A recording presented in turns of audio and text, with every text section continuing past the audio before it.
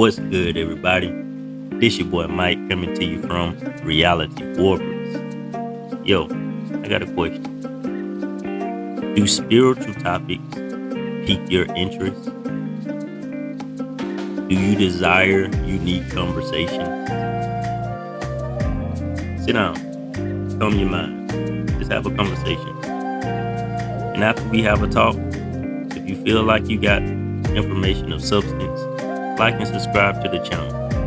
And if you know anybody that have like minds, share my content. And together, we can warp reality. So without further ado, let's get to the show. I was much older when I climbed out of that box. He, in his younger age, he's much younger than I was, and he's outside of the box. And with him being outside of the box, it's like he found me. In other words, I was at a slow pace learning things outside of the box. But when he started learning, it was like there was a race where there was no end. He just kept going and kept going and kept going, and he caught up with me, and he have taught me some things, and it makes a whole lot of sense with what I have experienced in my life. And now the question I want to ask him is, like, I understand after all the childhood memories and church experiences and Bible beliefs and things of that nature, I want to know, what is this extraordinary awakening, and what you have encountered with this astonishing belief that you have. Like, what is this thing? Well, one, I want to go back to what you were saying earlier about, you being that different one in siblings of 11 siblings. hmm They have something called the black sheep of the family. That was me. So that's kind of like what that was. Still The is. one that sticks out. Okay, it was the one that sticks out, and not all the time it's a good thing that one is sticking out. So like that one that sticks out all the time don't always get good experiences. So it's not like Right. being a black sheep is always a fun experience, because it's not. But going back to the question, when I feel like, well, now understanding who I am, because I did a very intense research on finding out who I am. So my name and my birthday and my horoscope, my life path number, just my karmic numbers, just different things that I was just learning about myself and the spirits that's attached to those things.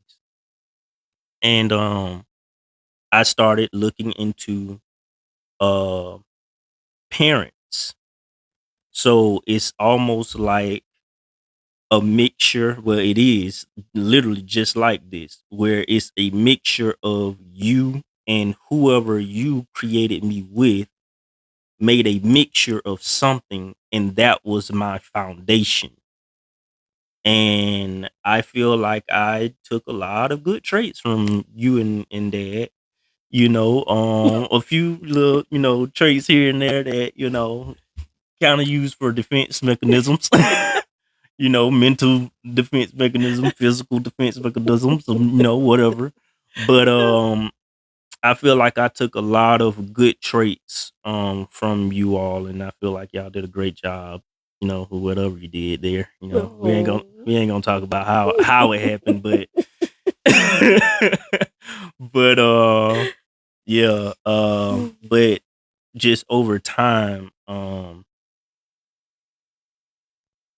that foundation helped me get to where I'm going now, or where I am now. But I feel like the the biggest change, well, I ain't gonna say the biggest, but I'm gonna just say the first change that happened with this spiritual awakening was I was 16 and we was in a car accident. Oh, wow. Yes. I So remember. the car accident happened where I was on the we was on the interstate. And what interstate was it again? I-75. I-75. So like going towards the Ocala. Gainesville area. Mhm. Okay. You So head to Ocala. okay, going to Ocala for a church event or church gathering or something. Service. Like I said, we did a lot of networking. So we did a lot of traveling, going to different churches and things of that nature. And I was a growing boy, and I was having knee problems because I had long legs, and when they're like folded for a long time in the back seat, my legs start cramping and stuff. So we would have to, when I'm going on long trips and everything, we would have to pull over to the side of the road sometimes just so I could stretch my legs. I know you remember Yeah, that. I do. I Yeah. do. So because we was going on a church event or whatever, I was trying to prevent them from having to pull over all the time so I could stretch my legs. So I took my seatbelt off and I stretched my legs over the back seat. I had siblings and cousins and stuff in the back seat with me, but they understood the situation. They didn't mind. And I like stretched my leg across their leg or whatever. And I ended up falling asleep after a while. And after I don't know how long I was asleep, but eventually I heard a pop, like a loud pop. It happened. The wheel that popped happened on the back driver's side, so it was literally right up under me. So when it popped, like I woke up, but I was dazed. Like I was like, mm, "What's going on?" That kind of thing. Like when you first wake up early in the morning, that little grogginess kind of feel, whatever. And after a while, I heard my mom scream, "Hold on." And we started spinning. And when we started spinning, we hit a rail. We hit the railing In the on the media. yeah, in the Mhm. median. And when we hit the rail, I flew out the back window and I completely woke up on the ground. I was like, bro, Yeah. where am I and how did I get Yeah. out here?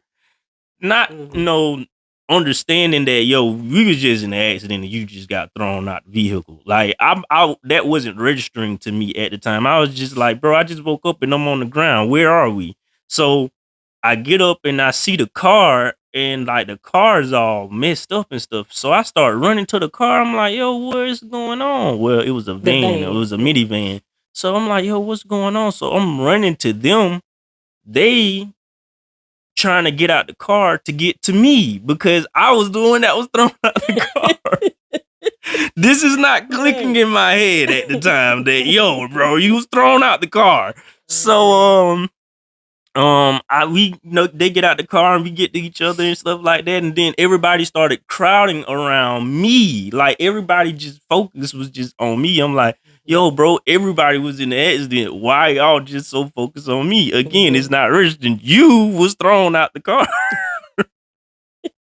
So Mm. eventually they sat me down. My adrenaline was pumping so high at the time, and they sat me down. And when they sat me down, I blacked out. And it was a quick sleep, but it was a deep sleep. And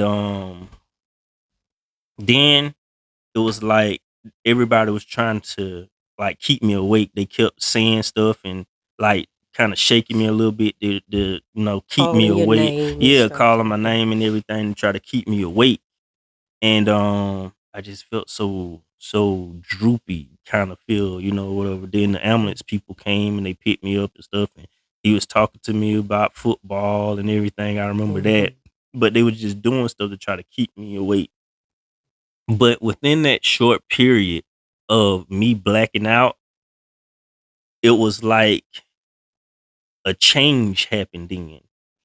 I don't know if it was like a download of information or if it was like a change in, like a how a caterpillar come out of a cocoon Mhm. kind of thing. But Mhm. I felt the change happen at that time. And when that change happened, it was like the start of a journey from that Mm. point. Wow. So Wow. I remember you talking to me about this before, but you went a bit deep, deeper in it. Um, I would like to add to his response when he was talking about the accident. I remember seeing him out of his seatbelt, and in my mind, I heard myself say, "Boy, if you don't put that seatbelt back on," but those words never came out of my mouth. And shortly after that, that's when we had the tire blowout. And beside us was one of the big trucks yeah, that this carrying semi truck it carried new the cars, cars, but yes. And the van started going over towards the truck. yeah, Um, the church people, thank God for them, they slowed up and they saw where we were losing control of the van because of the church people who were following after us, which we were following some in front of us. The church people slowed up the traffic and gave space. They gave room for what was happening at that time. And they slowed up everything behind us. As the van was going over toward the big semi truck carrying the vehicles, I was trying to steer the steering wheel off of the road because I didn't want it to hit that truck. mhm, And it was painful to my wrist and my arm. But with the help of God, we did get off the road. mhm, When we got off the road, getting into the dirt and all, I started losing more control, mhm, and the car, I mean, the van hit the rail, and when it did, it spinned around. When it spinned around, and I did, I yelled out, I said, "Y'all hold on," because we was headed I remember that. straight to that railing. I couldn't steer it any longer. It hit the railing, it spinned around, it hit again, it spinned around, and it hit again, and spinned around. Three different places on that van, we hit that railing. Um, when we came to a complete stop, and I looked back in the mirror, I say, I say, well, what he doing back there? How did he get out? I was thinking the My same my thing. mind was it was like there, but I'm like, how did he get out with? And so his dad say, who? I said, Michael Jr. I said, he running back toward the van. He said, oh Lord, Vira, he got thrown out. And his dad was banging on that door. His door was bent in, but he even hurt his shoulder trying to open the door. But we finally got out, and this was some of the damage. Everybody was well, thank God, but they still had to go to Shands Hospital, which was the nearest hospital, Mhm, um, to be examined and all. Um, when I was told, some of the church members pulled over side the road, where most of them did. Everybody did, really. Um, One of the ladies, she was a nurse at the time, and she was one of the first ones running toward Michael Jr. And she um, she dropped she dropped to her knees because it registered on her what she saw. When she saw the accident was happening, she had already pulled over side the road and was running toward the vehicle. But when she saw him come out of the back window of the van, she saw a tall angel catch him. and lowered him to the ground. That's what she told me. She saw an angel catch him. When he landed on the ground, he said he was face down with his arms under him like this, his face right there at the ground. Mhm. Um, this accident was so intense. We know God's hand was in it because when we talked with the doctor, we talked with the state trooper who wrote up the report, and also the wrecker who came to pull the van. The back window of the van was out, shattered, but they could not find the glass. They couldn't find it in chunks. They couldn't find it shattered. They looked for the glass of the back window. They could not find it. Church members was helping trying to find the glass. That was the only glass broken on the vehicle, which he went out of. And I know for a fact that that glass was shattered, and it was like God made a way for him to come out of it. He had one little scratch on him. That's it. One Um, scratch. and that was just it. Um, the back, the seat behind me, I was the driver. The seat behind me, my niece was in that seat. He was in the last seat behind her. Her seat came loose from bolted to the floor, and it slid back in the seat position where he was sitting.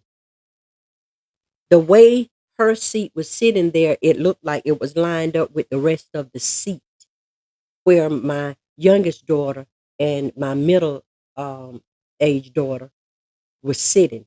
It was lined up as though that was the seat. And knocked my seat in the trunk. His seat was in the trunk. There was no glass in the trunk. There was no glass on the ground. Nobody could find the glass.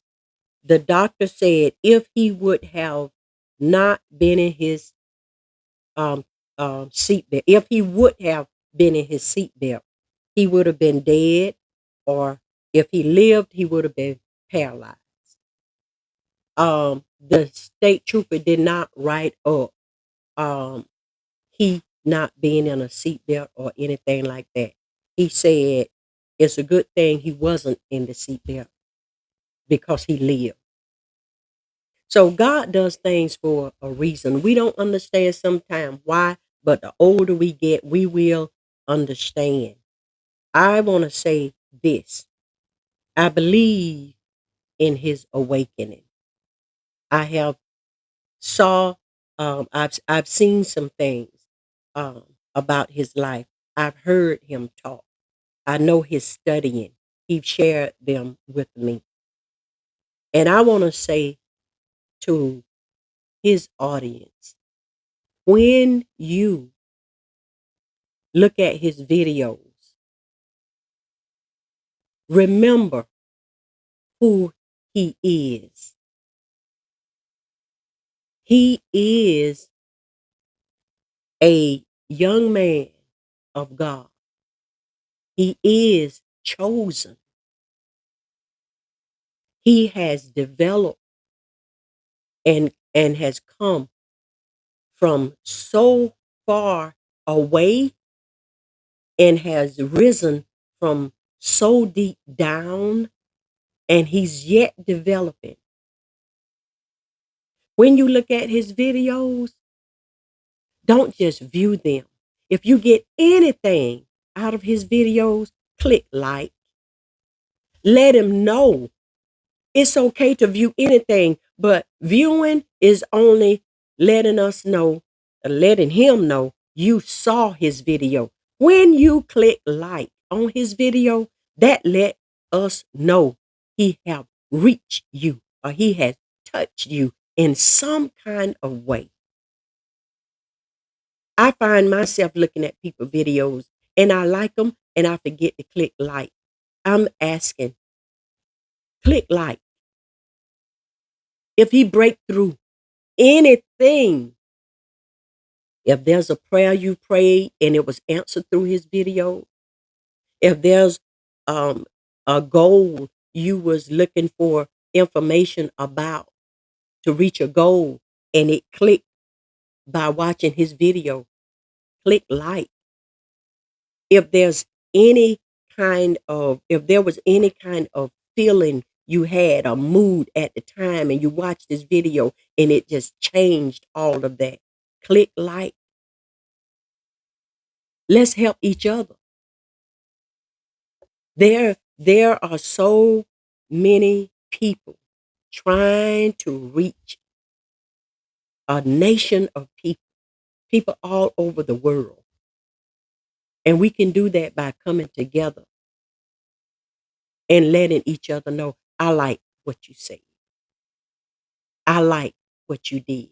I like the way you think. I like your choice of words.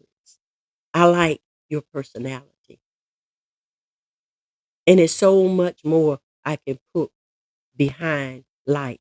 But right now, I like this video I like it too. that we have made, and I really enjoyed myself with you. And I know this cannot be the last time. I'll put it this way, it won't be the last It time. won't be. Not at I'll all. be back. It won't be, not at all. I really appreciate you for joining me here today. Not only you, but you as well, Mom. I really do appreciate you all for joining me here.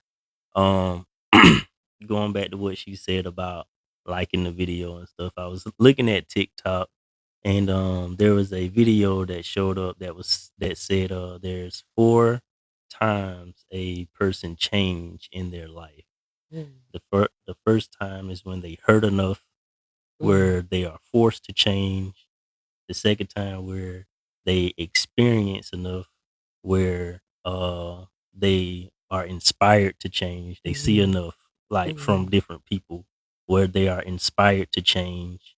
They gain enough knowledge where they know how to change.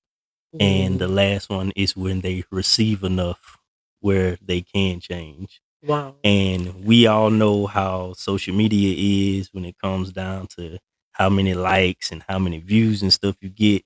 Y'all, please, y'all share, like, Mhm, and comment on the video because y'all know how the algorithms are of different social media sites. But I do have to work.